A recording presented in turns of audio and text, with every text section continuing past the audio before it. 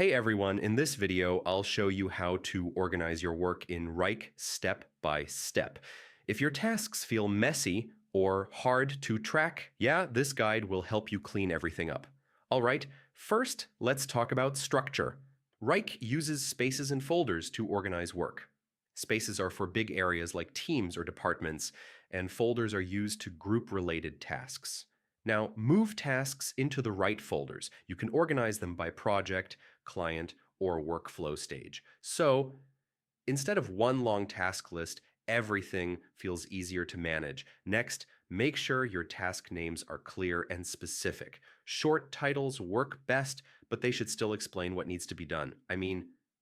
Clarity saves time later. To stay organized, add due dates to your tasks. You can also set priority for urgent work.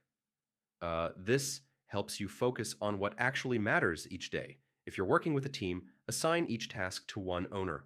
That way, there's no confusion about who's responsible. Simple, but really important. As work moves forward, update task status. Mark tasks as active, in progress, or completed. So, with one glance, you can see how things are going. You can also switch between list view, board view, and timeline view. Different views help you spot delays and plan better. And that's how you organize work in Wrike step by step. Once everything is structured, managing tasks becomes way easier. Thanks for watching, and I'll see you in the next guide.